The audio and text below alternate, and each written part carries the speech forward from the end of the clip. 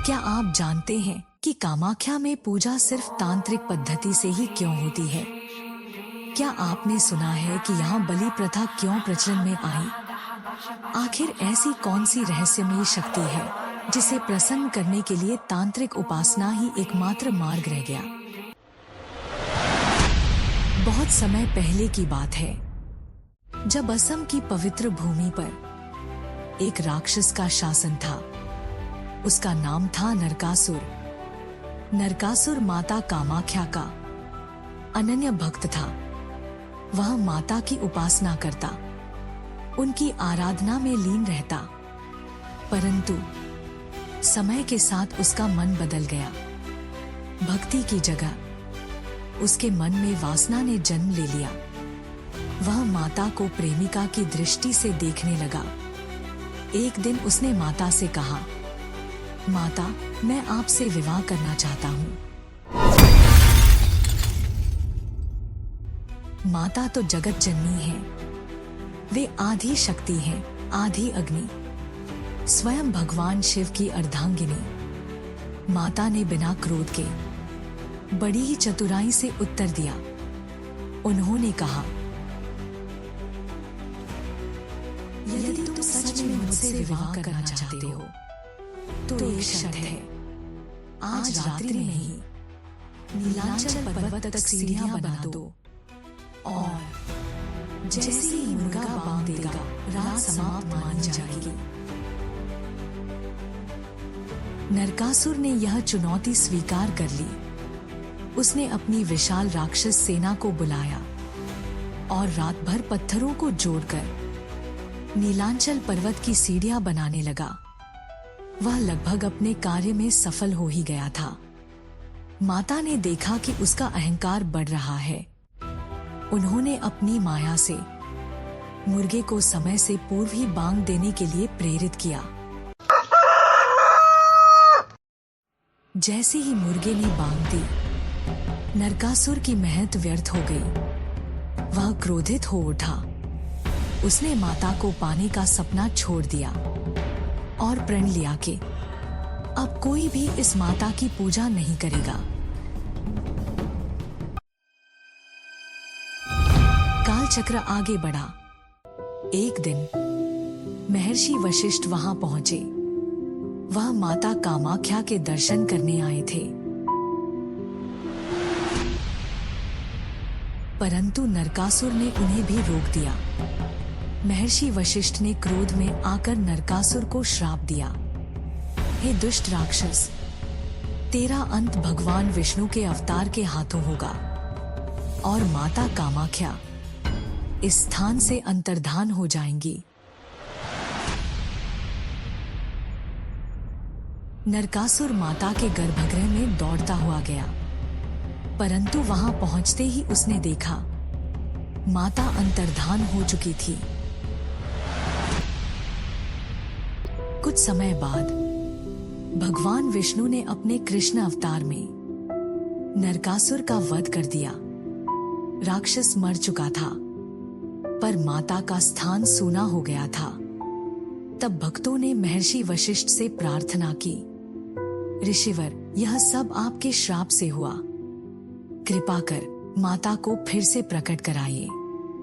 महर्षि वशिष्ठ ने कहा, यह श्राप का परिणाम था, परंतु मैं एक उपाय बताऊंगा। अब माता की पूजा केवल वामाचार पद्धति से होगी, तभी वे प्रसन्न होंगी। तभी से कामाख्या में तांत्रिक पद्धति से ही पूजा होती है। यहाँ बलि प्रथा भी प्रचलन में आई, क्योंकि माता को प्रसन्न करने के लिए उनकी तांत्रिक उपासना ही एकमात्र मार्ग रह गया। यह कथा बताती है कि भक्ति में प्रेम हो, श्रद्धा हो, परंतु अहंकार और वासना का कोई स्थान नहीं। माता कामाख्या सृष्टि की रचयिता है। उन्हें पाना है तो पूर्ण समर्पण से पाओ। कैसे करें माता को प्रसन्न? क्या है वह मंत्र जो माता को प्रसन्न कर दे?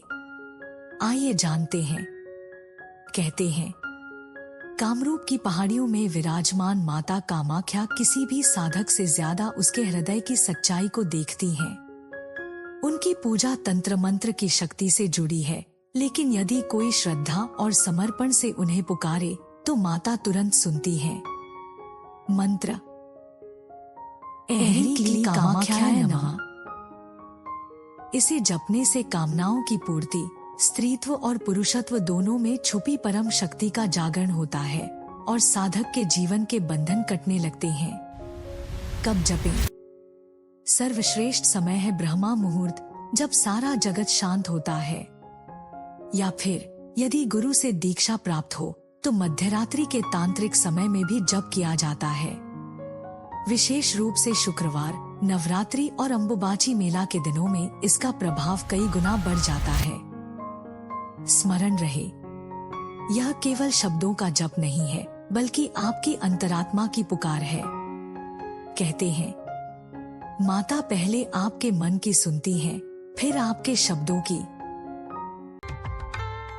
माता कामाख्या का मंदिर सिर्फ एक शक्तिपीठ नहीं, बल्कि अद्भुत रहस्यों से भरा हुआ है। यहाँ मूर्ति के स्थान पर माता का योनि रूप पूजित होता है। गर्भगृह में एक चट्टान का उभार है, जो योनि स्वरूप को दर्शाता है। यही सृष्टि का मूल स्रोत है। सबसे आश्चर्यजनक बात यह है कि हर दिन वहां से पानी निकलता है। यह पानी माता का पवित्र प्रसाद माना जाता है। भक्तगण उस जल को अपने घर ले जाते हैं और उसे अमृत के समान पूजते हैं। लेकिन सबसे अद्भुत और रहस्यमयी पर्व आता है, अंबुबाची महोत्सव। यह पर्व जून के महीने में मनाया जाता है।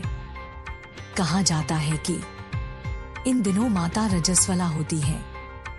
मंदिर के द्वार 3 दिनों के लिए बंद कर दिए जाते हैं। गर्भगृह को सफेद कपड़े से ढक दिया जाता है और फिर 3 दिन बाद जब कपड़ा हटाया जाता है तो वह रक्तरंजित होता है। कहा जाता है कि यह माता के मासिक धर्म का प्रतीक है। वह रक्तरंजित वस्त्र भक्तों में प्रसाद स्वरूप वितरित किया जाता है। लोग उसे अपनी तिजोरी में रखते हैं, अपने गले में धारण करते हैं और मानते हैं कि माता का यह प्रसाद हर संकट से रक्षा करता है। उसी समय यह अद्भुत दृश्य देखने को मिलता है। ब्रह्मपुत्र नदी का जल लाल हो जाता है। यह संकेत देता है कि प्रकृति और सृष्टि दोनों ही माता की शक्ति से ही संचालित होते हैं। जैसे स्वयं प्रकृति माँ के यज्ञ में भाग लेने चली आई हो। यह लालिमा कोई साधारण रंग नहीं, बल्कि चेतना की शुद्ध अग्नि है, जो घोषणा करती है कि सृष्टि की प्रत्येक गति, प्रत्येक स्पंदन, मात्रा और ऊर्जा माँ की असीम शक्ति से ही प्रेरित है। यह पर्व हमें सिखाता है कि नारी का रजस्वला होना अशुद्धि नहीं, बल्कि सृजन की शक्ति है। माता स्वयं हमें यह दिव्य संदेश देती है